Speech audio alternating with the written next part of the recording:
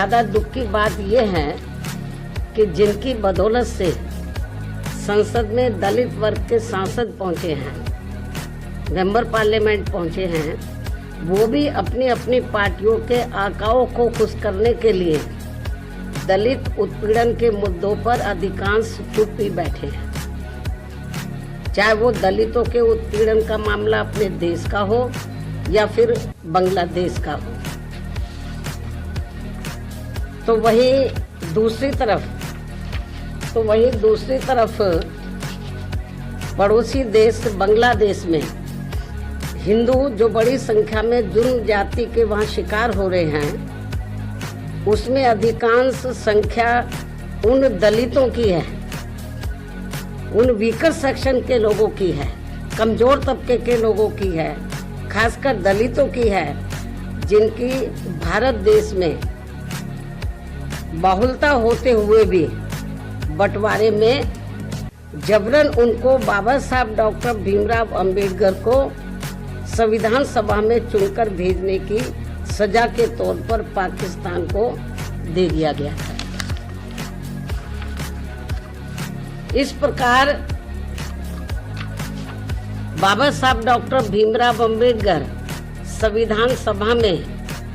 बंगाल के जिस जैसोर खुलना क्षेत्र से चुनकर आए, तो उसे हिंदू बाहुल्य क्षेत्र होने के बावजूद भी षड्यंत्र के तहत पहले पाकिस्तान के हवाले कर दिया, जो अब बांग्लादेश में है।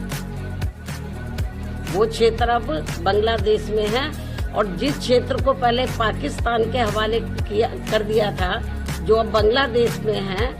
तो हिंदुओं में भी अधिकांश संख्या वहां वीकर सेक्शन की थी, जिससे फिर बाबा साहब डॉक्टर भीमराव अंबेडकर वहां से इस्तीफा देकर भारत वापस आ गए बांग्लादेश से। और ये सब जातिवादी खेल कांग्रेस पार्टी का था। और अब जब वहां इनका शोषण हो रहा है, तो विपक्ष की ये मुख्य पार्टी इस पर चुप है, कांग्रेस पार्टी चुप है, और अब वह केवल मुस्लिम वोट के लिए संभल चिल्ला रही है। इस मामले में कांग्रेस, सपा व इनके समर्थक दल एक ही थाली के चट्टे बट्टे हैं। ऐसे में बीजेपी व उनके नेतृत्व में चल रही केंद्र की सरकार अपनी जिम्मेवारी को आगे बढ़ चढ़कर निभाए, ताकि शोषण का शिकार हो रहे दलित वर्ग के लोगों का वहां और ज्यादा शिकार ना होना पड़े, जिनकी तादाद वहां बहुत ज्यादा है। या फिर कांग्रेस की इस गलती का, जो अब वहां दलितों को नुकसान उठाना पड़ रहा है, तो उन्हें वहां की सरकार से बातचीत करके भारत में वापस लाया जाए।